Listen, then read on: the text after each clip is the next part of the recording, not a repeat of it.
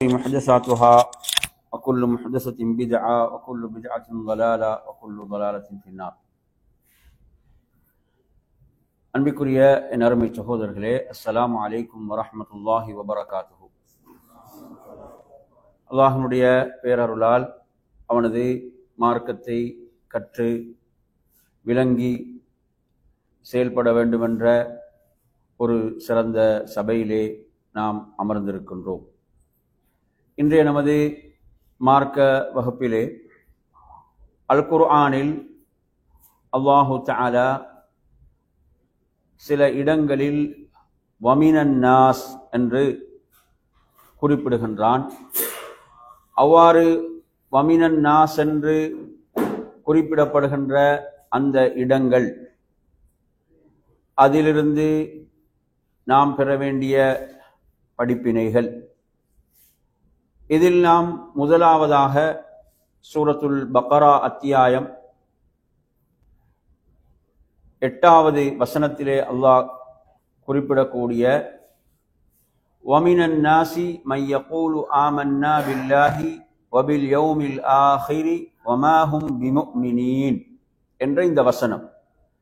அன்பிற்குரியவர்களே, சூரத்துல் பக்ராவுடைய ஆரம்ப வசனங்களை நீங்கள் எடுத்து படித்து பார்த்தால் அல்லாஹ் 3 சாராரை பற்றி குறிப்பிடுகின்றான். அதில் முதல் சாரார் யார் என்று பார்த்தீர்கள் என்று சொன்னால், இறை நம்பிக்கையாளர்கள், மூமின்கள். அந்த மூமின்களுக்குரிய பண்புகளை பற்றி அல்லாஹ் குறிப்பிடுகின்றான்.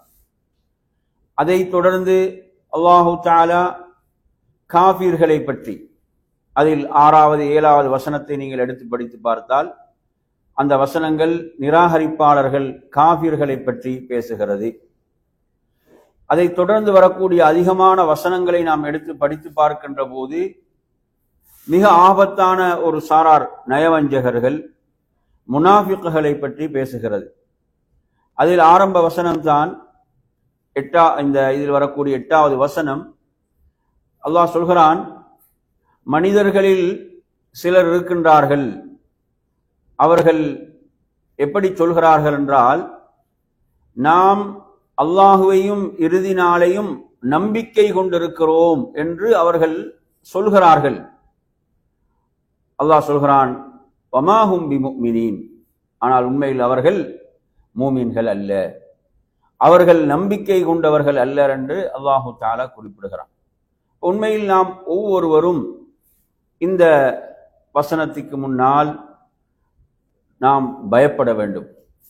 உண்மையில் ஈமான் உள்ளத்திலே குடிகொள்ளவில்லை என்றால், உள்ளம் ஈமானை உண்மையாக ஏற்றுக்கொள்ளவில்லை என்று சொன்னால், அதற்கு அல்லாஹ்விடத்தில் எந்த பெருமதியும் இல்லை என்பதை நாம் விளங்கிக் கொள்ள வேண்டும். என் அருமையான சகோதரர்களே, நாளை மறுமையுடைய நாளில் அல்லாஹ்விடத்தில் அணுவளவு ஈமானும் ஏற்றுக்கொள்ளப்படும். நாளை மறுமையுடைய நாளில் ஒருவரிடம் இருக்கிறது அணுவளவு ஈமான் என்றால் அதுவும் அல்லாஹ்விடத்திலே அங்கீகரிக்கப்படும். அவரும் நரகை விட்டு வெளியேற்றப்படுவார். அவ்வளவு பெருமதி மிக்கதுதான் ஈமான். அதே நேரத்தில் ஒருவனிடம் ஈமான் இல்லை என்றால் அவன் எவ்வளவுதான் நற்செயல்கள் புரிந்தாலும் அதற்கு அல்லாஹ்விடத்திலே எந்த பெருமதியும் இருக்காது. அவன் மலைகளை போன்று நன்மைகளோடு வந்தாலும் அதற்கு எந்த அங்கீகாரமும் அல்லாஹ்விடத்திலே இருக்காது. ஆனால் அணுவளவு ஈமானோடு வருகிறான் என்றால், அவன் எந்த நற்செயலும் செய்யவில்லை என்றாலும் அவனிடமிருந்து அந்த ஈமான் அங்கீகரிக்கப்படும். அவ்வளவு பெருமதி மிக்கதாக ஈமான் இருந்து கொண்டிருக்கிறது. இவ்வாறு அல்லாஹு தஆலா இந்த வசனத்திலே அவர்கள் சொல்கிறார்கள் நாங்கள் மூமின்கள் என்று.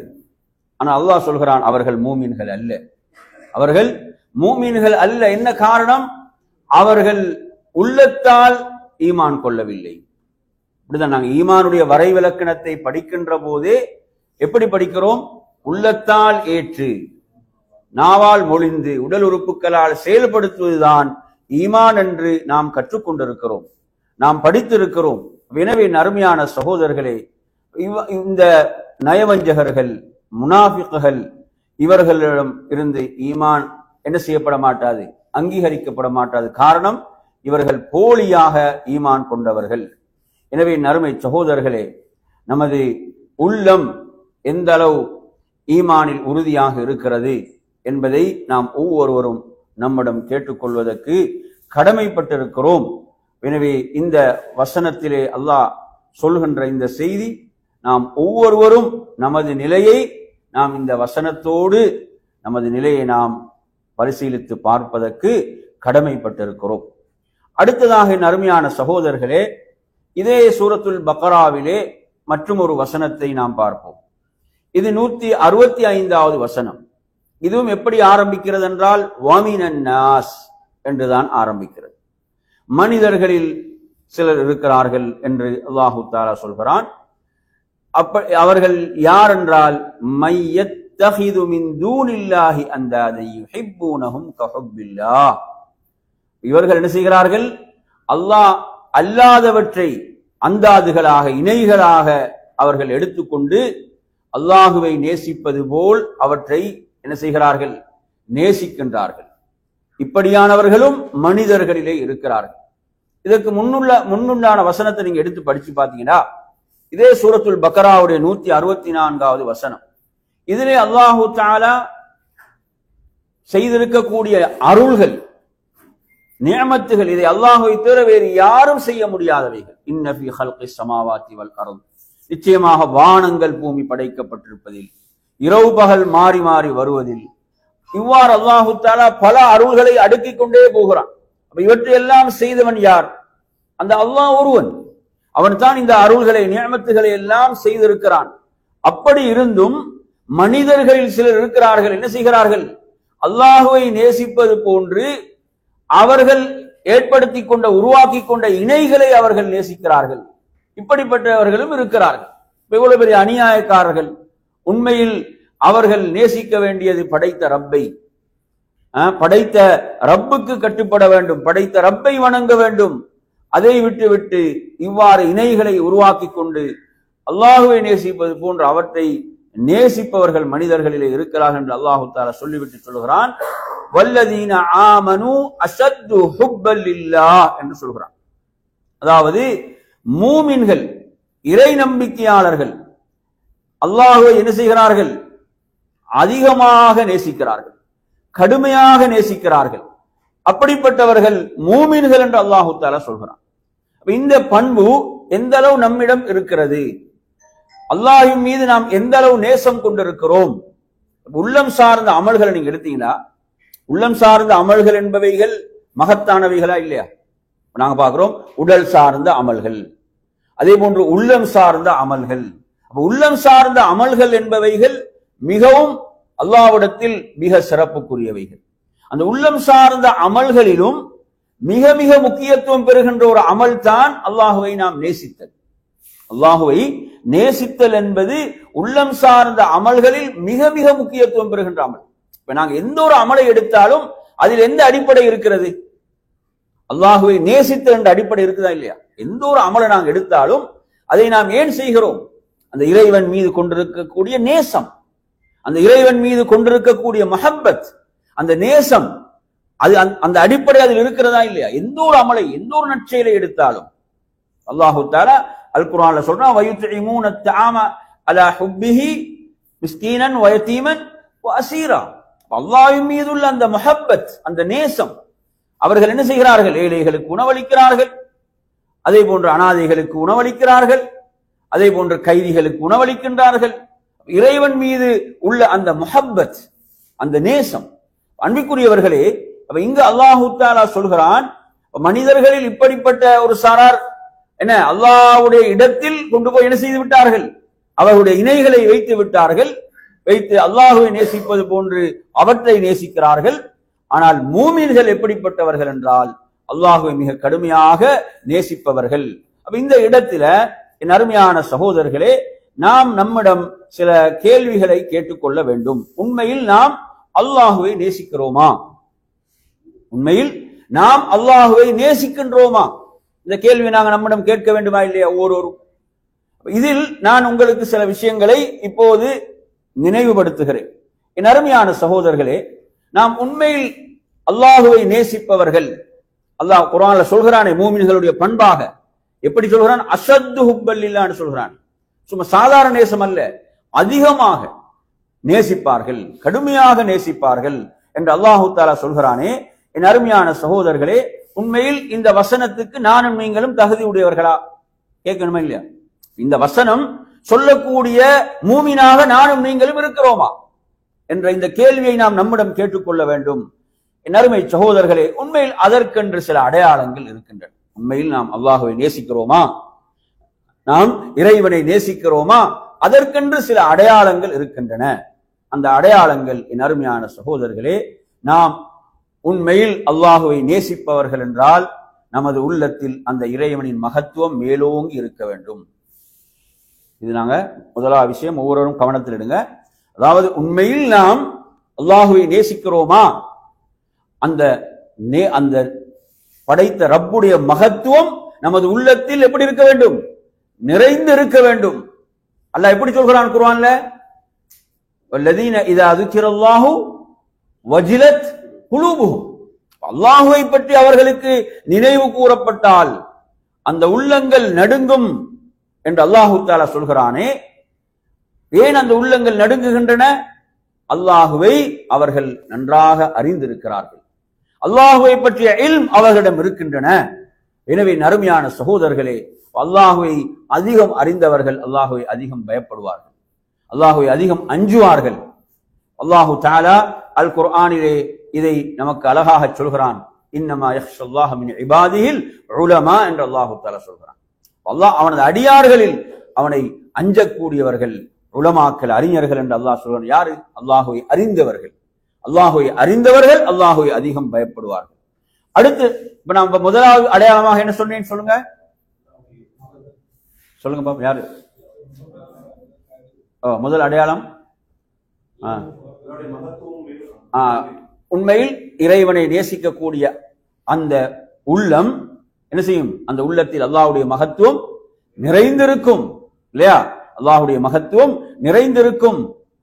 அப்ப அடுத்ததாக அருமையான சகோதரர்களே, உண்மையில் இறைவனை நேசிக்கக்கூடியவர்கள், உண்மையில் இறைவனை நேசிக்கக்கூடியவர்கள் அவனது கட்டளைகளுக்கு வழிபடுவார்கள், அவனது கட்டளைகளுக்கு செவிசாய்ப்பார்கள் இல்லையா? நாங்கள் உண்மையில் ஒருவனை நேசிக்கிறோம் என்றால் என்ன செய்வோம்? அவரது கட்டளைகளுக்கு நாம் வழிபடுவோம், அவனது கட்டளைகளுக்கு நாம் என்ன செய்வோம்? அடிபணிந்து வாழ்வோம். அவனுக்கு நாம் மாறு செய்ய மாட்டோம் இல்லையா? அவனுக்கு நாம் மாறு செய்ய மாட்டோம். அடுத்து மூன்றாவது என்ன? மூன்றாவது அருமையான சகோதரர்களே, நாம் உண்மையில் அல்லாஹுவை நேசிக்கிறோமா? எப்பொழுதும் அவனது நினைவோடு நாம் வாழ்வோம். இறை நினைவோடு நாம் என்ன செய்வோம்?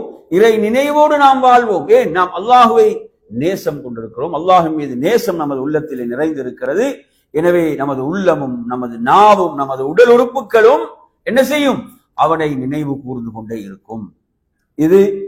இதில் நான் உங்களுக்கு சொல்கின்ற மூன்றாவது விடை. நான்காவது அருமையான சகோதரர்களே, நாம் அவனது வார்த்தைகளை நேசிப்போம். படைத்த ரப்பை நாம் நேசிக்கிறோம் என்றால் அவனது வார்த்தைகளை என்ன செய்வோம்? நேசிப்போம். அவனது கலாமை நேசிப்போம். அவனது கலாம் எது? அல் குர்ஆன். எனவே அந்த அல் குர்ஆனை ஓதுவதை நாம் விரும்புவோம், அல் குர்ஆனை ஓதுவதை நாம் விரும்புவோம், அல் குர்ஆனை கேட்பதை நாம் விரும்புவோம். அல்லாஹ்வுடைய தூதர் ஸல்லல்லாஹு அலைஹி வஸல்லம் அவர்கள் சொன்னார்களா இல்லையா? பிறர் ஓதும் போது நான் கேட்பதை என்ன செய்கிறேன்?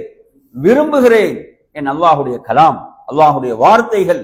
எனவே அருமையான சகோதரர்களே, உண்மையில் நாம் குர்ஆனை எடுத்து கடைசியாக எப்போது ஓதினோம்? கொஞ்சம் உங்கள்கிட்ட கேட்டு பாருங்க. குர்ஆனை எடுத்து இறுதியாக நான் எப்போது ஓதினேன்? எனவே அல்லாஹ்வுடைய கலாம். சிலர் ரமதானோடு குர்ஆனை மூடிட்டாங்கன்னா திரும்ப அடுத்த ரமதான் வர வேண்டும் என்ற நிலையில் இருக்கிறார்கள். அப்ப அல்லாஹ்வுடைய கலாம், அல்லாஹ்வை நேசிக்கிறோமா? அவனது கலாமை நாம் அதிகம் ஓத வேண்டும், அதை செவிசாய்க்க வேண்டும், அதன் மூலம் நாம் இன்பம் காண வேண்டும். அதன் மூலம் அல்லாஹ்வுடைய தூதர் அதனாலதான் துஆல எப்படி சொன்னாங்க? அல்லாஹும்ம ஜஅலில் குர்ஆன ரபீஅ கல்பி வ நூர சத்ரி. குர்ஆனை எனது உள்ளத்தின் வசந்தமாக ஆக்குவாயாக, எனது உள்ளத்தின் பிரகாசமாக ஆக்குவாயாக என்று அல்லாஹ்வின் தூதர் ஸல்லல்லாஹு அலைஹி வஸல்லம் அவர்கள் துஆ செய்தார்கள் என்பதை எல்லாம் நாம் பார்க்கிறோம். எனவே இந்த துஆவை கற்றுத்தந்தார்கள் என்பதை பார்க்கிறோம். அதே போன்று உண்மையில் நாம் அல்லாஹுவை நேசிக்கிறோமா? அல்லாஹுவை நாம் சந்திப்பதை விரும்புவோம். அல்லாஹுவை நாம் சந்திப்பதை என்ன செய்வோம்? விரும்புவோம். அல்லாஹுவை ஒரு அடியான் சந்திக்கக்கூடிய இடம், அல்லாஹ்வோடு உரையாடுகின்ற இடம் எது? தொழுகை. ஒரு அடியான் ரப்போடு உரையாடுகின்ற இடம் தான் தொழுகை. அதே போன்று அல்லாஹுடைய வீடுகள், மஸ்ஜிதுகள், அஹப்புல் பிலாதி இலல்லாஹி மசாஜிதுஹா, அல்லாஹ்வுக்கு இந்த பூமியில் மிக விருப்பத்துக்குரிய இடங்கள் என்ன? மஸ்ஜிதுகள். எனவே அந்த மஸ்ஜிதுகளோடு எமது தொடர்பு எப்படி இருக்கிறது? நாம் ஹதீஸிலே படிக்கிறோம், அல்லாஹ்வின் தூதர் ஸல்லல்லாஹு அலைஹி வஸல்லம் சொன்னார்கள், 7 கூட்டத்தினருக்கு அல்லாஹ் நிழல் வழங்குகிறான் நாளை மறுமையில். அதில் ஒரு சாரார் யார்? வரஜுலுன் கல்புஹு முஅல்லகும் பில் மசாஜித். வரஜுலுன் கல்புஹு முஅல்லகும் பில் மசாஜித், உள்ளம் மஸ்ஜிதோடு தொடரப்பட்ட மனிதன். அல்லாஹ் அந்த மனிதனுக்கு நாளை மறுமையில் எவ்வளவு பெரிய சிறப்பை கொடுக்கிறான். ஏன்? அவனது உள்ளம் படைத்த ரப்போடு தொடர்பு கொண்டிருக்கிறது, படைத்த ரப்போடு தொடர்பு கொண்டிருக்கிறது. எனவே நறுமையான சகோதரர்களே, இதெல்லாம் நான் உங்களுக்கு சொல்லக்கூடிய அடையாளங்கள். என்ன அடையாளங்கள்? அல்லாஹுவை நாம் உண்மையில் நேசிக்கிறோமா என்பதை நாம் அளந்து பார்ப்பதற்கு, பரிசீலித்து பார்ப்பதற்குள்ள அளவுகோல்களாக இவைகள் இருக்கின்றன. அதே போன்று சுஜூத். சுஜூத் என்பது ஒரு அடியான் அல்லாஹ்வுக்கு மிக நெருக்கமாக இருக்கக்கூடிய இடம் இல்லையா? அந்த சுஜூத் நாம் எந்த அளவு சுஜூத் செய்கிறோம், எந்த அளவு நாம் நீண்ட நேரம் சுஜூதிலே படைத்த ரப்பிடம் பிரார்த்திக்கிறோம், பிந்திய இரவிலே எழுந்து இரவு நேரங்களில் நாம் இரவு தொழுகைகளில் எந்த அளவு ஈடுபடுகிறோம், இவற்றையெல்லாம் நாம் சிந்திப்பதற்கு கடமைப்பட்டிருக்கிறோம். அல்லாஹ்வின் தூதர் ஸல்லல்லாஹு அலைஹி வஸல்லம் அவர்கள் ஒரு துஆவிலே எப்படி கேட்கிறார்கள்? ஒரு நீண்ட துஆ, அல்லாஹும்ம பிஇல்மிகல் கைப் வ குத்ரதிக அலல் ஹல்க் என்று ஆரம்பிக்கக்கூடிய அந்த துஆ. அந்த துஆவை நீங்க எடுத்து பாத்தீங்கன்னு சொன்னா எப்படி ரசூலுல்லாஹ் கேக்குறாங்க? வஷௌக இலா லிகாயிக், வஷௌக இலா லிகாயிக் ஃபீ கைரி ضرா வலா முதிர்ரா. இதுல அல்லாஹ்வுடைய தூதர் எதை துஆ செய்றாங்கடா? ஷௌக் என்ன? அவ்வளவு ஒரு ஆசை, ஒரு தேட்டம், ஷௌக் தேவை. எது? இலா லிகாயிக், உன்னை சந்திப்பதில், உன்னை சந்திப்பதில், அல்லாஹ்வை சந்திப்பதை அவ்வளவு அல்லாஹ்வுடைய தூதர் என்ன செய்றாங்க? விரும்புறாங்க. இது ஒரு மூமினுடைய பண்பு. அதனால தான் அல்லாஹ்வுடைய தூதர் சொன்னார்கள், மன் அஹப்ப லிகா அல்லாஹி அஹப்ப அல்லாஹு லிகாஹு. யார் அல்லாஹ்வை சந்திப்பதை, அல்லாஹ்வை தரிசிப்பதை விரும்புவாரோ அவரை சந்திப்பதை அல்லாஹ்வும் விரும்புகிறான், அல்லாஹ்வும் விரும்புகிறான். எனவே நறுமையான சகோதரர்களே, இந்த விடயங்கள் எல்லாம் அதாவது நாம் அல்லாஹ்வை நேசிக்கிறோம் என்பதற்கான அடையாளங்கள். இமாம் இப்னுல் கைம் ரஹிமஹுல்லாஹ் அவர்கள் சொல்கின்ற போது என்ன சொல்கிறார்கள் என்று சொன்னால், அதாவது ஒரு மனிதன், ஒரு அடியான் அல்லாஹுவை நேசிக்கிறான், அல்லாஹுவை நேசிக்கிறான் என்பது மாத்திரம் போதாது, அதை அவன் என்ன செய்ய வேண்டும்? அதை உண்மைப்படுத்தக்கூடியவனாக அவன் இருக்க வேண்டும். உதாரணமாக அல்லாஹுவை ஒருவன் உண்மையில் நேசிக்கிறான் என்று சொன்னால் அது என்ன செய்ய வேண்டும்? அதை உண்மைப்படுத்தக்கூடியவனாக அவன் சத்திய மார்க்கம் இஸ்லாத்திலே அவன் வாழ வேண்டும், அவன் குஃபுரை வெறுக்க வேண்டும், நிராகரிப்பை வெறுக்க வேண்டும், அவன் நிஃபாக்கை வெறுக்க வேண்டும். எனவே நறுமையான சகோதரர்களே, அதே போன்று அல்லாஹ்வுக்காக ஒருவரை நேசிக்க வேண்டும், அல்லாஹ்வுக்காக ஒருவரை வெறுக்க வேண்டும் என்ற விடயங்கள். அதே போன்ற நறுமையான சகோதரர்களே, அல்லாஹுடைய அந்த நேசத்தோடு யாருடைய நேசத்தையும் நிகராக கொண்டு வந்து நிறுத்திவிடக் கூடாது என்ற விடயங்களை எல்லாம் குறிப்பிடுகிறார்கள். எனவே நறுமையான சகோதரர்களே, அல்லாஹுடைய தூதர் ஸல்லல்லாஹு அலைஹி வஸல்லம் சொன்னார்கள், அதாவது மன் அஹப்ப லில்லாஹ், ஒருவர் அல்லாஹ்வுக்காக நேசிக்கிறார், வ அப்கல லில்லாஹ், அல்லாஹ்வுக்காக வெறுக்கின்றார், கோபிக்கின்றார், அல்லாஹ்வுக்காக கொடுக்கின்றார், அல்லாஹ்வுக்காக கொடுக்காமல் தடுத்துக் கொள்கிறார் என்றால் இவர் ஈமானை முழுமைப்படுத்தியவர் என்று அல்லாஹ்வின் தூதர் ஸல்லல்லாஹு அலைஹி வஸல்லம் அவர்கள் குறிப்பிட்டார். அடுத்ததாக நறுமையான சகோதரர்களே, நாம் உண்மையில் அல்லாஹுவை நேசிக்கிறோம் என்பதற்கு அடுத்த சில அளவுகோல்கள், அடையாளங்கள் இருக்கின்றன. அந்த அடையாளங்கள் அதை நான் உங்களுக்கு மிக அவசரமாக அடையாளப்படுத்துகிறேன். இப்ப நீங்க குர்ஆன்ல சில வசனங்கள் எடுத்து படித்து பார்த்தீர்கள் என்றால் அல்லாஹ் இந்த பண்புடையவர்களை நேசிக்கிறான் என்று அல்லாஹ் குர்ஆன்ல சொல்கிறான். இன்ன பண்புகளை உடையவர்களை அல்லாஹ் நேசிக்கிறான். எனவே இந்த பண்புகள் நம்மிடம் இருப்பது எதற்கு ஆதாரம்? என்றால் நாம் அல்லாஹுவை நேசிக்கிறோம் என்பதற்கும் ஆதாரமா இல்லையா? அல்லாஹ் நம்மை நேசிக்கிறான் என்பதும் அதே போன்று இந்த பண்புகள் நம்மிடம் இருப்பது நாம் அல்லாஹுவை நேசிக்கிறோம் என்பதற்கும் ஆதாரமாக இருக்கிறது. அப்படி நீங்க குர்ஆன்ல படித்து பார்க்கின்ற போது அல்லாஹ் சொல்கிறான் வல்லாஹு யுஹிப்புல் முஹ்சினீன். இது குர்ஆன்ல பல இடங்கள் ஆல் இம்ரான் 134, 148, மாயிதால 13, 93 ஆகிய இடங்களில் எல்லாம் இதை நீங்கள் பார்க்கலாம். அதாவது நன்மை செய்வோரை அல்லாஹ் நேசிக்கிறான், நன்மை செய்வோரை அல்லாஹ் நேசிக்கிறான். இப்ப நாங்க இஹ்சானை பத்தி படிக்கும் போது இஹ்சானை இரண்டாக பிரிப்போம். இஹ்சான் எத்தனையாக பிரிப்போம்? இரண்டாக பிரிப்போம். ஒன்று அல்லாஹ்வோடு உள்ள இஹ்சான், அடுத்தது அடியார்களோடு உள்ள இஹ்சான். அல்லாஹ்வோடு உள்ள இஹ்சான் என்றால் என்ன படிச்சுக்கிறோம்? அதாவது அன் தஅபுதல்லாஹ கஅன்னக தரா, அல்லாஹ்வை நீ பார்ப்பது போன்று அவனை நீ வணங்க வேண்டும். ஃபஇல்லம் தகுன் தராஹு, நீ அவனை பார்க்கவில்லை என்றாலும், உன்னால் அவனை பார்க்க முடியவில்லை என்றாலும் ஃபஇன்னஹு யராக், அவன் உன்னை பார்க்கிறான் என்ற இந்த உணர்வு இது யாரோடு உள்ள இஹ்சான்? அல்லாஹ்வோடு உள்ள இஹ்சான், படைத்த ரப்போடு உள்ள இஹ்சான்.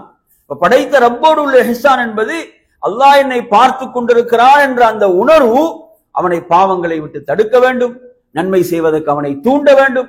இது படைத்த ரப்போடு உள்ள இஹ்சான். அடியார்களோடு உள்ள இஹ்சான் என்றால் என்ன?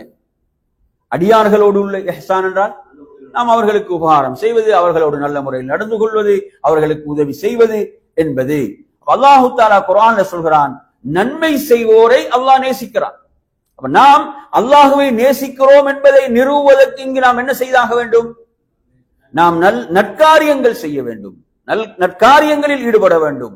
நாம் காலையில் எழுந்தது முதல் இரவில் தூங்கச் செல்லும் வரை கொஞ்சம் நாம் கேட்டு பார்க்க, இன்றைக்கு நான் செய்த நல்ல காரியங்கள் என்ன, இன்றைக்கு நான் செய்த நன்மைகள் என்ன, நேற்றைய விட இன்று ஏதாவது நற்காரியங்கள் அதிகம் செய்திருக்கிறேனா, இவ்வாறு நாம் நம்மை கேட்டுக்கொள்ள வேண்டும்.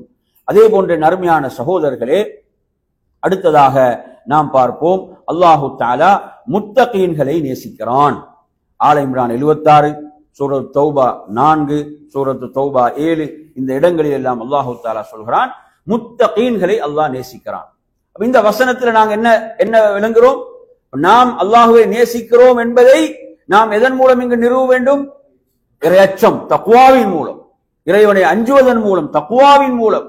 தக்வாவுடையவர்களை அல்லாஹ் நேசிக்கிறான். எனவே நறுமையான சகோதரர்களே, அதே போன்று நாம் பார்க்கலாம் அல்லாஹ் சொல்கிறான், அதாவது நேர்மையாக நடப்பவர்கள். யாரை அல்லாஹ் நேசிக்கிறான்? நேர்மையாக நடந்து கொள்பவர்கள். இது ஆட்சியாளர்கள் அவர்கள் மாத்திரமல்ல, நீதிபதிகள் அவர்கள் மாத்திரமல்ல, அனைவரும் தன்னுடைய வாழ்வில் நேர்மையாக நடக்க வேண்டும். இவ்வாறு நேர்மையாக நடப்பவர்களை அல்லாஹ் நேசிக்கிறான். இந்த பண்பு நம்மிடம் இருக்கிறதா? நிச்சயமாக நாம் என்ன செய்கிறோம்? அல்லாஹுவை நேசிக்கிறோம். அல்லாஹுடைய நேசம் நமக்கு கிடைப்பதற்கு இது காரணமாக அமைந்து விடுகிறது. அதே அரபில் நீங்க எடுத்தீங்கன்னா இன்னல்லாஹ யுஹிப்புல் முக்ஸிதீன், அல்லாஹ் எப்படி சொல்றான்? இன்னல்லாஹ யுஹிப்புல் முக்ஸிதீன். சூரத்துல் மாயிதா 42ல வருது, சூரத்துல் ஹுஜராத் 9வது வசனத்தில் வருகிறது, சூரத்துல் மும்தஹினாவுடைய 8வது வசனத்தில் வருகிறது. இங்கெல்லாம் இந்த அமைப்பு வருவதை பார்க்கலாம். இன்னல்லாஹ யுஹிப்புல் முக்ஸிதீன். எனவே நறுமையான சகோதரர்களே, அல் முக்ஸிதூன் என்றால் நேர்மையாக நடந்து கொள்பவர்கள், நீதியாக நடந்து கொள்பவர்கள் என்பதை புரிந்து கொள்ள வேண்டும். அதே போன்ற நறுமை சகோதரர்களே, அல்லாஹுவை நாம் நேசிக்கிறோம், அல்லாஹுடைய நேசம் நமக்கு கிடைக்க வேண்டுமா? நாம் யாராக நம்மை மாற்றிக்கொள்ள வேண்டும் என்றால் அத்தவ்வாபூன். அத்தவ்வாபூன் யாரு? பாவமன்னிப்பு தேடுபவர்கள், தங்களுடைய பாவங்களுக்கு தௌபா செய்பவர்கள். அல்லாஹ் சூரத்துல் பக்ராவுடைய 222வது வசனத்திலே சொல்கிறான், நிச்சயமாக அல்லாஹ் தவ்வாபீன்களை நேசிக்கிறான், தங்களுடைய பாவங்களுக்கு மன்னிப்பை தேடக்கூடியவர்கள். அதே போன்று யுஹிப்புல் முத்தஹிரீன், அதே போன்று பரிசுத்தவான்கள், தங்களை தூய்மைப்படுத்திக் கொள்ளக்கூடியவர்கள், சுத்தமாக இருப்பவர்கள், இவர்களை அல்லாஹ் நேசிக்கிறான் என்று அல்லாஹ் இந்த வசனத்திலே குறிப்பிடுகிறான். இவைகள், எனவே நாம் அல்லாஹுவை நேசிக்கிறோம், இறை நேசம் நமக்கு கிடைப்பதற்கு இவைகள் காரணமாக இருக்கின்றன. அதே போன்று வல்லாஹு யுஹிப்புஸ் சாபிரீன், அல்லாஹ் பொறுமையாளர்களை நேசிக்கிறான். ஆல் இம்ரான் 146வது வசனம். எந்த அளவு நமது வாழ்விலே பொறுமை என்பது இருக்கிறது? பொறுமையை பற்றி நாம் படித்திருக்கிறோம். பொறுமை 3 வகை என்று படித்திருக்கிறோம். எத்தனை வகை? 3 வகை. அவசரமா சொல்லுங்க பாபு. நாங்கள் நிறைய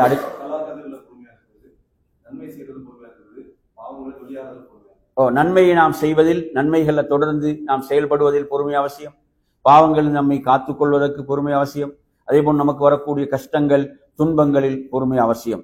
எனவே நறுமையான சகோதரர்களே, அதே போன்று அல்லாஹ் யாரை நேசிக்கிறான் என்பதை பற்றி சொல்லும் போது ஆல் இம்ரான் 159 வசனம், இன்னல்லாஹ யுஹிப்புல் முத்தவக்கிலீன், அல்லாஹ்விடம் தங்கள் காரியங்களை ஒப்படைக்கக்கூடியவர்கள், அல்லாஹ்வை சார்ந்திருப்பவர்களை அல்லாஹ் நேசிக்கிறான். இப்படியாக நறுமையான சகோதரர்களே, இவ்வாறு பல பண்புகள் குர்ஆனிலும் ஹதீஸிலும் இடம்பெறுகின்றன. எனவே நாம் அல்லாஹ்வை நேசிக்கிறோம் என்பதை நாம் இவற்றின் மூலம் நாம் உறுதிப்படுத்தலாம். எனவே நாம் இந்த தலைப்பிலே பார்த்த 2வது வசனம் இது. 3வது வசனம் என் அருமையான சகோதரர்களே, ஃபமினன் நாஸ் என்று ஆரம்பிக்கக்கூடிய வசனங்கள்ல இது சூரத்துல் பக்கராவுடைய 200வது வசனம். அல்லாஹு தஆலா ஹஜ்ஜுடைய வணக்கத்தை இங்கு சொல்லிவிட்டு வந்து சொல்கிறான், ஃபமினன் நாஸ், மக்களிலே சிலர் இருக்கிறார்கள், மையகூல், அவர்கள் இப்படி பிரார்த்திப்பவர்கள். எப்படி பிரார்த்திப்பவர்கள்? ரப்பனா ஆத்தினா ஃபித் துன்யா வமா லஹு ஃபில் ஆখিরাতি மின் ஹலாக். இவர்கள் உலகத்தை மாத்திரம் பிரார்த்திக்க கூடியவர்.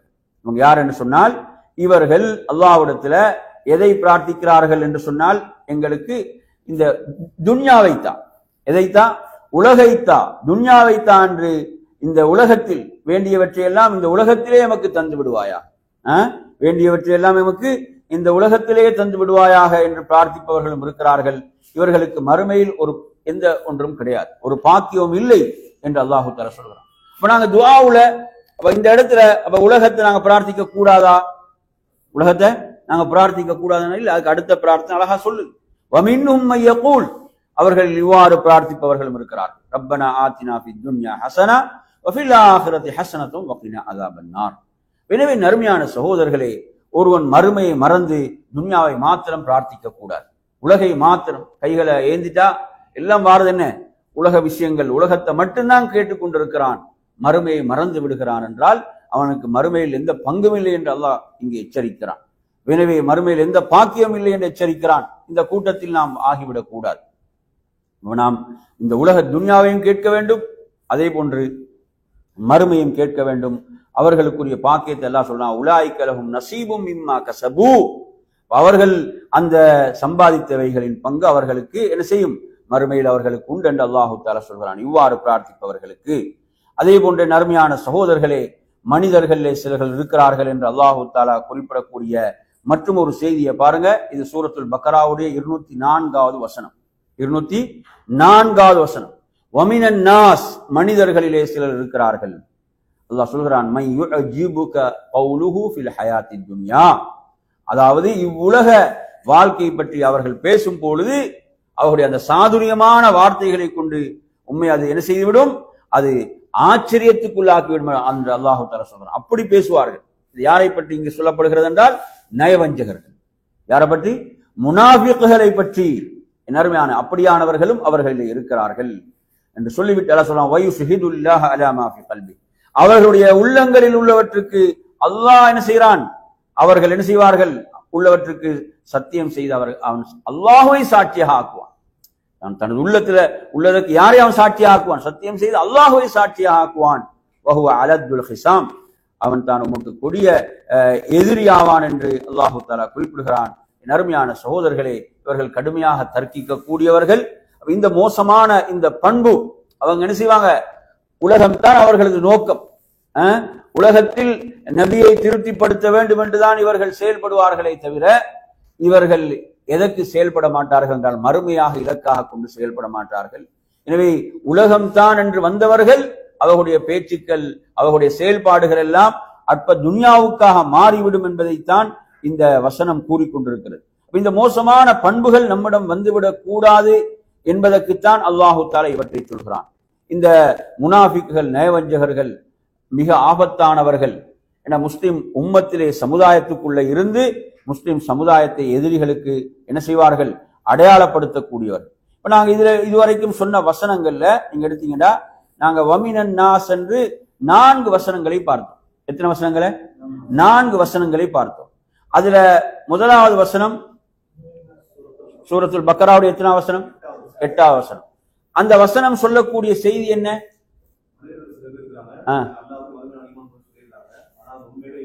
அவர்கள் மூமின்கள் அல்ல, அவங்க உள்ளத்தால் என்ன செய்யல, ஈமானை ஏற்றுக்கொண்டவர்கள் அல்ல, போலியாக என்ன செய்யக்கூடியவர்கள், ஈமானை வெளிப்படுத்தக்கூடிய ஒரு சாரார். அல்லாஹ் இந்த நிலையிலிருந்து ஒவ்வொருவரையும் பாதுகாக்க வேண்டும். நாம் படைத்த ரப்புக்கு உண்மையாளர்களாக இருக்க வேண்டும். படைத்த ரப்புக்கு நாம் உண்மையாளர்களாக இருக்க வேண்டும். அதனாலதான் அல்லாஹ்வுடைய தூதர் சொன்னார்கள், அத்தீனு அன் நசீஹா. எப்படி சொன்னாங்க? அத்தீனு அன் நசீஹான்னு ரசூலுல்லாஹ் சொன்னாங்க.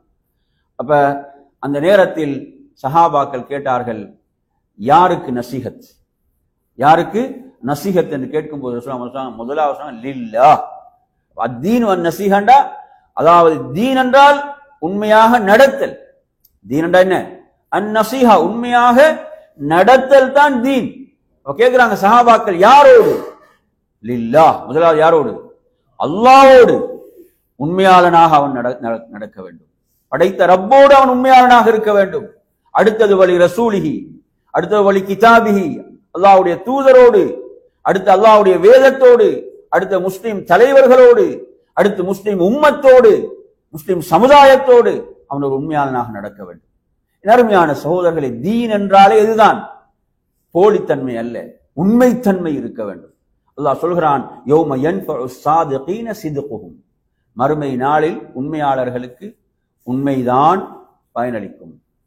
அல்லாஹ் சொல்றான், லியஸ்அல ஸாதிகீன அன் சிதுகிஹிம், நாளை மறுமையில உண்மையாளர்கள் அவர்களது உண்மையை பற்றி கேட்பதற்காக, உண்மையாளர்கள் உண்மையை பற்றி கேட்பதற்காகவே நிறுத்தப்படுவாங்கண்டா போலியாக நடந்தவனுடைய நிலை என்ன, எப்படி இருக்குன்னு நினைச்சு பாருங்க. உண்மையாளர்கள் உண்மையை கேட்பதற்காக, அவர்களுடைய உண்மைத்தன்மையை கேட்பதற்காக அங்க நிறுத்தப்பட்டு விசாரிக்கப்படுவாங்க. அப்ப பொய்யர்களுடைய நிலை எப்படி இருக்கும் நினைச்சு பாருங்க.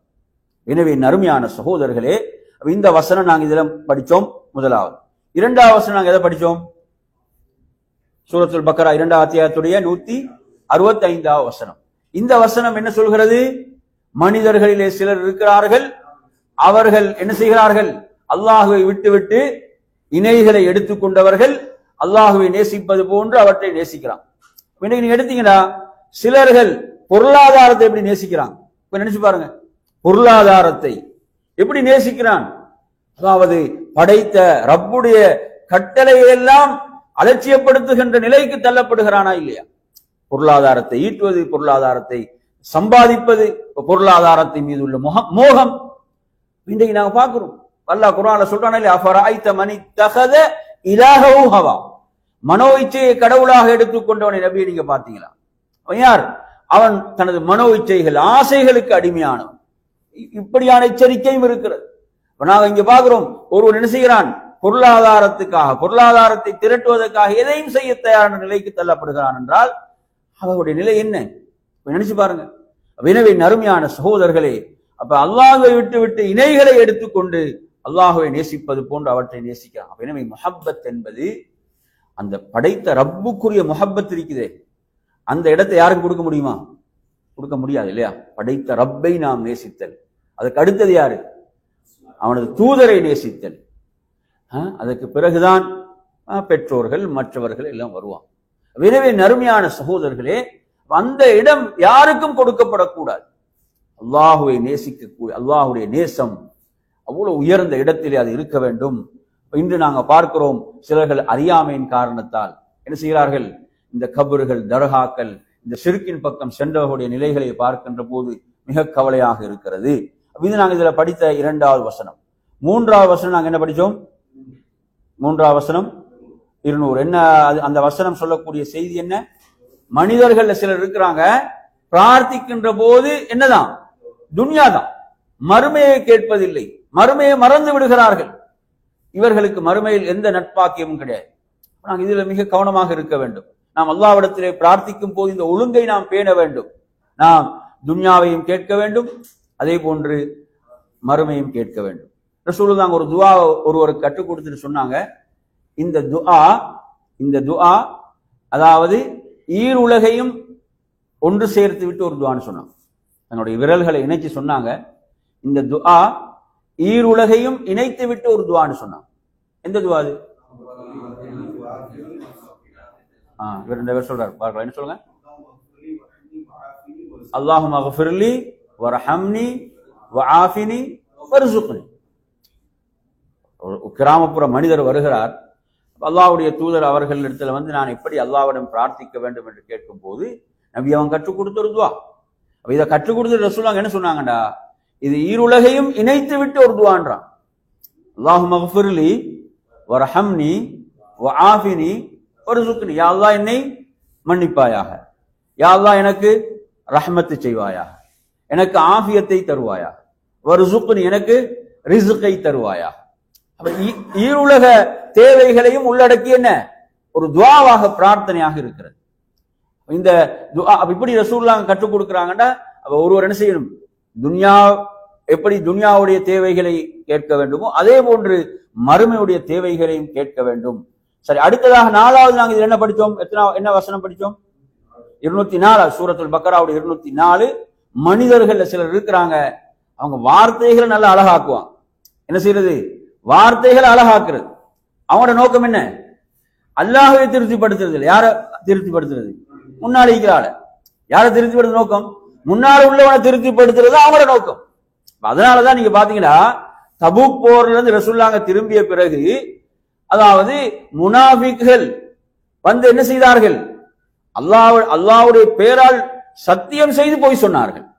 அவர்களுடைய நோக்கம் எதுவாக இருந்தது, அல்லாஹ்வுடைய தூதரை திருப்திப்படுத்தின, அல்லாஹ்வுடைய திருப்தி அல்ல. அல்லாஹ்வுடைய கோபம் சாபம் கிடைத்து விட்டாலும் பரவாயில்லை, முன்னால் உள்ளதை திருப்திப்படுத்துறது. இது யாருடைய மோசமான பண்பு, இது நயவஞ்சகருடைய பண்பு. அதே நேரத்தில் தபூக்ல கலந்து கொள்ள சஹாபாக்கள் உண்மையை சொன்னார்கள். என்ன சொன்னாங்க, உண்மையை சொன்னார்கள். ஏன், அவங்க அல்லாஹ்வை பயந்தார்கள், அல்லாஹ்வை அஞ்சினார்கள், அல்லாஹ்வுடைய திருப்திக்காக செயல்பட்டார்கள். அவங்களுக்கு இறை திருப்தி கிடைத்தது. சில நாட்கள் சில கஷ்டப்பட்டாலும் அவர்களுக்கு இறைவனுடைய பொருத்தம் கிடைத்தது என்பதை பார்க்கிறோம். எனவே நாங்கள் எப்போதுமே அருமையான சகோதரர்களே, நமது வார்த்தைகள் இறைவனை திருப்திப்படுத்தக்கூடியதாகத்தான் இருக்க வேண்டும். நிஜா இறைவனுடைய கோபம் வெறுப்பு கிடைத்தாலும் பரவாயில்ல, முன்னால் உள்ளவனை திருப்திப்படுத்துற அந்த நோக்கத்தில் அமைந்து விடக்கூடாது. நிஜா இப்படியான இந்த மோசமானவர்கள் என்ன செய்வார்கள், அதாவது தங்களுடைய உள்ளத்தில் உள்ளவைகளுக்கு அல்லாஹுவையும் சாட்சியாக ஆக்குவார்கள், பொய் சத்தியம் செய்வார்கள். இவர்கள் கடுமையாக தர்க்கிப்பவர்கள். அப்ப இது 4வது. 5வது என் அருமையான சகோதரர்களே, இதில் நாங்க பார்க்கக்கூடிய வசனம் இது வந்து நீங்க பாத்தீங்கன்னா சூரத்துல் ஹஜ்ஜுடைய 3வது வசனம். சூரத்துல் ஹஜ் 22வது அத்தியாயம் 3வது வசனம். வமினன் நாஸ், மக்களிலே சிலர் இருக்கிறார்கள், மை யுஜாதிலு ஃபில்லாஹி பிகைரி இல்ம் வயத்தபிஉ குல்ல ஷைத்தானின் மரீத். அதாவது இவர்கள் யார் என்று சொன்னால், அறியாமல் இருந்து கொண்டே அல்லாஹுவை பற்றி என்ன செய்வது, தர்க்கம் செய்வது, அல்லாஹுவை பற்றி தர்க்கம் செய்வது. அதே போன்று வரம்பு மீறும் ஷைத்தான்களை இவர்கள் பின்பற்றுகிறார்கள், வரம்பு மீறும் ஷைத்தான்களே பின்பற்றுகிறார்கள். அப்ப அல்லாஹ்வுடைய விஷயத்தில் என்ன செய்து, இல்மின்றி அறியாமையில் இவர்கள் தர்க்கம் செய்கிறார்கள். அல்லாஹ்வுடைய விஷயத்தில் தெரிந்து கொண்டு பேசுவதற்கே எவ்வளவு பயப்படுவார்கள் இல்லையா, அல்லாஹ்வுடைய விஷயத்தில் அறிந்து தெரிந்து கொண்டு பேசுவதற்கே பயப்படும் போது இவர்கள் இல்மின்றி அறிவின்றி என்ன செய்வார்கள், அல்லாஹ்வுடைய விஷயத்திலே தர்க்கம் செய்வார்கள். இந்த நிலை வந்துவிடக்கூடாது. மார்க்க விஷயங்களை பொறுத்தவரையில் அருமையான சகோதரர்களே, நாம் என்ன செய்யணும், அதனுடைய முழுமையான விளக்கத்தோடு தெளிவோடு பேச வேண்டும்.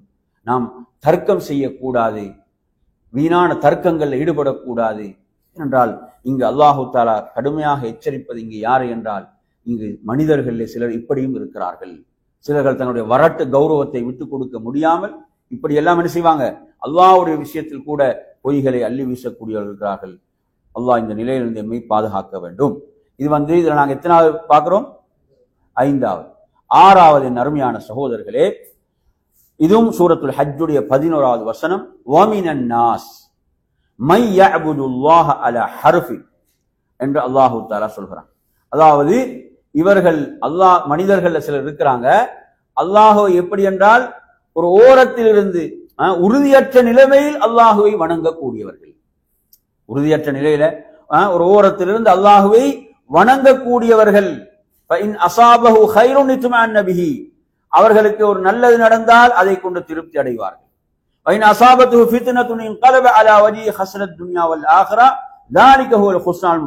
அவர்களுக்கு ஒரு தீங்கு ஏற்பட்டாலோ அவங்க என்ன செய்வாங்க, தங்கள் முகத்தை அல்லாஹை விட்டும் திருப்பிக் கொள்கிறார்கள். ஒரு தீங்கு வந்தா அல்லாஹ் விட்டு முகத்தை திருப்பிக் கொள்வார்கள். இவர்களுடைய இம்மையிலும் மறுமையிலும் இவர்கள் நஷ்டம் அடைந்து விட்டார்கள். இது அல்லாஹு தஆலா தெளிவான நஷ்டம் என்று சொல்றான். தெளிவான நஷ்டம். சிலரை பாருங்க, திடீரென்று தொழுகைக்கு வந்து கொண்டிருந்த ஆளை காணல. என்ன பிரச்சனை வந்தா தொழுகை விட்டு விடுவார்கள். பிரச்சனை வந்தால் தொழுகையை விட்டு விடுவார்கள். தங்களுடைய வாழ்க்கையில் ஏதாவது கஷ்டம் பிரச்சனை வந்தா முதலாவது ஆப்பு மார்க்கத்துக்கு தான். எல்லாத்துக்கும் முந்தி முதல் ஆப்பு எதுக்கு தான்? மார்க்கத்துக்கு தான் ஆப்பு. நாங்க பாக்குறோமா இல்லையா? ஏதாவது ஒரு பிரச்சனை வந்தா படைத்த ரப்பை விட்டு தான் அவன் தூரமாகிறான். இவ்வளவு பெரிய நஷ்டம். ஒரு சோதனை கஷ்டம் என்று வரும்போது அவன் அல்லாஹ்வின் பால் நெருங்க வேண்டும். அவனுக்கு ஏன் சோதனை வருது, ஏன் கஷ்டம் வருகிறது என்றால் அவன் அல்லாஹ்வின் பால் நெருங்க வேண்டும் என்பதற்குத்தான். இப்ப நபிமாவுடைய வாழ்க்கையில் உள்ள சோதனைகளை கஷ்டங்களை எடுத்து படிச்சு பாருங்களேன். குர்ஆன்ல அவங்க எவ்வளவு அல்லாஹ்வை நெருங்கினாங்க, அந்த கஷ்டங்களில் எப்படியெல்லாம் துஆ செய்தார்கள், எப்படியெல்லாம் அல்லாஹ்விடத்துல பிரார்த்தித்தாங்க. லா தஹ்சன் இன்னல்லாஹ மஅனா. நபி அவங்க என்ன சொன்னாங்க? லா தஹ்சன். எதிரிகள் வந்து விட்டாங்க, அவ்வளவு நெருக்கத்துல வந்துட்டாங்க. அல்லாஹ்வை தவிர வேறு யாரும் அவர்களை காக்க முடியாது. அந்த குகை, சவுர் குகை உங்களுக்கு தெரியும், எவ்வளவு சின்ன ஒரு குகை. வாயிலுக்கு, அந்த குகையுடைய வாயிலுக்கு எதிரிகள் வந்து விட்டால் அங்க அவங்களால தப்ப முடியாது. அந்த இடத்துல அல்லாஹ்வுடைய தூதர் என்ன சொன்னாங்க? அபூபக்கரே, நீங்கள் கவலை கொள்ள வேண்டாம், நிச்சயமாக அல்லாஹ் எம்மோடு இருக்கிறான். இதுதான் கஷ்டங்கள் துன்பங்கள் வரும்போது ஒருவன் அல்லாஹ்வோடு நெருங்க வேண்டும். அல்லாஹ்வோடு அவன் இன்னும் இன்னும் தனது நெருக்கத்தை அதிகப்படுத்த வேண்டும். அதை விட்டுட்டு அவன் என்ன செய்யக்கூடாது? தூரமாகிவிடக் கூடாது. சஹாபாக்கள் எதை பயந்தாங்க? நாங்க படிக்கிறோம் ஹதீஸ் நூட்கள்ல. சஹாபாக்கள் எதை பயந்தாங்க? அவங்க பயந்த ஒரு விஷயம்தான், நாம் செய்யக்கூடிய நல்ல அமல்களுக்கு இந்த உலகத்திலே கூலி வழங்கப்பட்டு மறுமையில் நமக்கு எதுவும் கிடைக்காமல் போய்விடுமோன்னு பயந்திருக்கிறான்.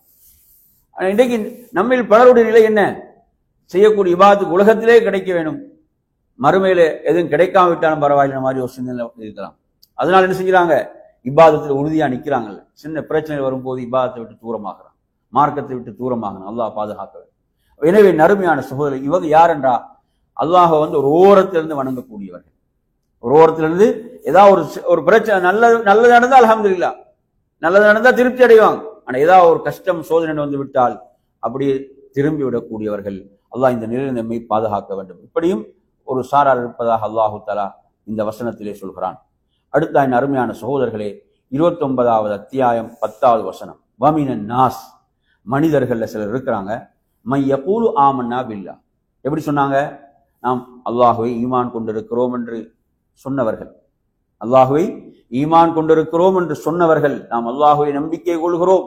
ஆனா வைதா ஊதிய ஃபில்லாஹி ஜஅல ஃபித்னத்தன் நாஸி கஅதாபில்லாஹ். ஆனா இவங்க எப்படி என்று சொன்னா, அல்லாஹ்வுடைய வழியிலே ஏதும் இவர்களுக்கு துன்பம் ஏற்பட்டால் மக்களால் ஏற்படும் அத்துன்பத்தை அல்லாஹ்வுடைய வேதனையை போன்று என்ன செய்றாங்க? மிக பெரிதாக ஆக்கி உங்களிலிருந்து அவர்கள் விலகிக் கொள்ளத்தான் விரும்புகிறார்கள் அல்லாஹ் தஆலா சொல்றாங்க. என்ன, அவங்க ஏதாவது அவர்களுக்கு சோதனைகள் வரும்போது அதை எப்படி ஆக்கிடுறாங்கன்னு சொன்னா, அதாவது அல்லாஹ்வுடைய வேதனையை போன்று அவர்கள் பார்க்கிறார். தீன்ல நிச்சயமாக இது எந்த சூரத்துல் அன்கபூத் எடுத்து படிச்சு பாத்தீங்கன்னா, சூரத்துல் அன்கபூத்துடைய ஆரம்பமே எடுத்து படிச்சு பாத்தீங்கன்னா எப்படி வருது? அலிஃப் லாம் மீம் அஹசிபன் நாஸ். மனிதர்கள் எண்ணிக்கொண்டார்களா நாம் ஈமான் கொண்டு விட்டோம் என்று அவங்க சொன்னவுடன் அவங்க சோதிக்கப்பட மாட்டார்கள் என்று எண்ணிக்கொண்டார்களா? அல்லாஹ் நிச்சயமாக சோதிப்பான் என்பதை அங்கு அல்லாஹ் தஆலா சொல்றான். ஈமான்ல யார் உண்மையாளர்கள் பொய்யர்கள் என்பதை பரிசோதித்து பார்ப்பதற்காக. எனவே நறுமையான சகோதரர்களே, இவ்வாறு உலகத்தில் வரக்கூடிய சோதனைகள் ஒரு மூமினை பொறுத்தவரையில அது அவனது அந்தஸ்தை உயர்த்தும், அவனது பாவங்களை மன்னிக்கும், அவ்வளவு சிறப்புக்குரியவைகள் என்பதை புரிந்து கொள்ள வேண்டும். எனவே நறுமையான சகோதரர்களே, அதே போன்று 31வது அத்தியாயத்துடைய 6வது வசனத்தில் அல்லாஹ் தஆலா சொல்கிறான், வமினன் நாஸ், மனிதர்கள் சிலர் இருக்கிறார்கள், அவர்கள் யார் என்று சொன்னால், மை யஸ்தரி லஹுவல் ஹதீஸ் லியுதில்ல அன் சபீலில்லாஹி பிகைரி இல்ம். அதாவது அவர்கள் பொய்யான கட்டுக்கதைகள் முதலிய வீணான விஷயங்களை விலைக்கு வாங்கி அவற்றை மக்களுக்கு ஓதி காண்பித்து அல்லாஹுடைய மார்க்கத்திலிருந்து ஞானமின்றி மக்களை வழிகெடுத்து அதை பரிகாசமாக எடுத்துக் கொள்கிறார்கள். இவர்களுக்கு இழிவு தரும் வேதனையும். குர்ஆனை சொல்லி மக்களை தீனின் பால் அழைக்கின்ற போது இவர்கள் என்ன செய்தார்கள்? வெளியூர்கள் அந்த கட்டுக்கதைகளை எல்லாம் கொண்டு வந்து குர்ஆனை விட்டு எப்படியெல்லாம் மக்களை திருப்ப முடியும் என்று முயற்சி செய்தார்கள் என்ற விளக்கம் இதற்கு இருக்கிறது. அதே போன்று இசை போன்ற மார்க்கம் தடுத்தவற்றை எடுத்துக் கொள்வதையும் இது குறிக்கும் என்ற விளக்கத்தையும் நாம் பார்க்கின்றோம். எனவே நறுமையான சகோதரர்களை, வீணானவற்றை நாம் என்ன செய்யக்கூடாது? இந்த உண்மையை சத்தியத்தை விட்டு நாம் விலைக்கு வாங்கிக் கொள்ளக்கூடாது. இறுதியாக என் அருமை சகோதரர்களே, அதாவது அல்லாஹு தஆலா சூரத்துல் பக்கராவிலே சொல்லக்கூடிய ஒரே ஒரு செய்தியை நாம் இதில் சொல்லி நிறைவு செய்வோம். அந்த செய்தி என்னவென்று சொன்னால், அல்லாஹு தஆலா அதிலே சொல்கிறான், 207 வசனம். இது புகழ்ந்து சொல்லப்படுகின்ற சாரார். இதுக்கு முந்தி நாங்க சொல்லப்பட்டதெல்லாம் பார்த்தீங்கன்னா யாருதான் அப்படி நாங்க இருக்கக்கூடாது என்ற நிலையில் பார்க்கப்பட்ட விடயங்கள். இதுல நீங்க பாத்தீங்கன்னு சொன்னா 207 வசனத்தில் வாமினன் நாஸ், மனிதர்கள் சிலர் இருக்கிறாங்க, மை யஸ்ரி நஃப்ஸஹு பித்திகா மர்தாத்தில்லாஹ் வல்லாஹு ரഊஃபும் பில் இபாத். அல்லாஹ்வுடைய திருப்பொருத்தத்தை பெறுவதற்காக, இறை திருப்திக்காக, அதாவது தன் உயிரையே தியாகம் செய்யக்கூடியவர்களும் மனிதர்கள் இருக்கிறாங்க, மனிதர்களில் இருக்கிறார்கள். நிச்சயமாக அல்லாஹ் இத்தகைய அடியார்கள் மீது மிக்க இரக்கமுடையவன். என் அருமையான சகோதரர்களே, மனிதர்கள் என்ன செய்யறாங்க, தங்களையே அவர்கள் விட்டு அல்லாஹ்வுடைய தீனுக்காக, இறை திருப்திக்காக. இந்த வசனம் யாருடைய விஷயத்தில் அருள பெற்றது என்று சம்பந்தமாக நாங்கள் பார்க்கின்ற போது ஒரு விளக்கம் தான். உங்களுக்கு தெரியும், மக்காவிலிருந்து மதீனாவுக்கு ஹிஜ்ரத் செய்து பல சஹாபாக்கள் வந்தார்கள். இவ்வாறு வந்தவர்கள்ல ஒரு தோழர் தான் அந்த ரோமாபுரியைச் சேர்ந்த சுஹைப் ரலியல்லாஹு அன்ஹு அவர். சுஹைப் இப்னு சினான் அர்-ரூமி என்று சொல்லி அழைக்கப்படுவார். அப்ப இந்த நபித்தோழர் மக்காவிலிருந்து மதீனாவுக்கு ஹிஜ்ரத் செய்து வருவதற்கு அவர்கள் தயாராகின்ற போது என்ன சொன்னார்கள் மக்கா காஃபிர்கள், நீ ஒரு வெளியூர்காரர், வெளியூர் மனிதர், வெளியூரை சார்ந்தவர், நீர் எதையெல்லாம் மக்காவிலே சம்பாதித்தீரோ உழைத்தீரோ அவற்றையெல்லாம் விட்டுவிட்டுத்தான் நீர் மதீனாவுக்கு செல்ல வேண்டும். அவர் அந்த பொருளாதாரத்தின் மீது உள்ள மோகம் அவரை ஹிஜ்ரத்தை விட்டு தடுத்ததா? நான் இவ்வளவு காலம் சம்பாதித்தவைகள் இதையெல்லாம் விட்டு கொடுப்பதா? இதையெல்லாம் விட்டு கொடுத்து செல்ல முடியுமா? அப்படி சிந்திச்சாங்களா? இன்றைக்கு நாங்க அற்ப துன்யாவுக்காக, உலகத்துக்காக என்ன செய்யறோம்? தீனுடைய எவ்வளவு விஷயங்களை பாழ்படுத்துறோம், மார்க்கத்துடைய எவ்வளவு விஷயங்களை பாழ்படுத்தக்கூடியவராக இருக்கிறோம். நறுமையான சகோதரர்களே, அவர் அவ்வளவு காலம் உழைத்தவைகள் அவற்றையெல்லாம் விட்டுவிட்டு தனியாக மதீனாவுக்கு செல்லுமாறு அவர்கள் எதிரிகள் பணிக்கின்ற போது எந்த ஒரு தடுமாற்றமும் தயக்கமும் இல்லாமல் அனைத்தையும், அவர் சம்பாதித்த அனைத்தையும் விட்டுவிட்டு தன்னந்தனியாக அவர் மதீனாவுக்கு பயணமாகிறார். தன்னந்தனியாக மதீனாவுக்கு பயணமாகிறார். அவர் மதீனாவுக்கு சென்றவுடன் நபி அவர்கள் அவர்களை எப்படி வரவேற்றார்கள் என்றால், அதாவது ரப்பிஹ சுஹைப் என்று சொன்னாங்க. சுஹைபுடைய அந்த வியாபாரம் ஒரு இலாபகரமான வியாபாரம் என்று சொன்னாங்க. சுஹைப் உடைய வியாபாரம் மிக இலாபகரமான ஒரு வியாபாரம். அல்லாஹ்விடத்தில் அவ்வளவு மகத்தான கூலி அவருக்கு இருக்கிறது.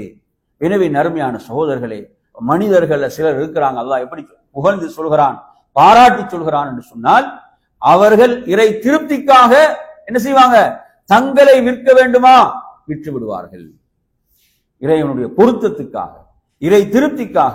எனவே அன்பிற்குரிய நறுமையான சகோதரர்களே, இவ்வாறு சொல்லக்கூடிய இந்த சிறந்த கூட்டத்தில் அல்லாஹ் நம்மை ஆக்கியருள்வானாக என்று கூறி நிறைவு செய்கிறேன். வாஹிரு தஅவானா அனில் ஹம்துலில்லாஹி ரப்பில் ஆலமீன். வஸ்ஸலாமு அலைக்கும் வரஹ்மத்துல்லாஹி வபரகாத்துஹு.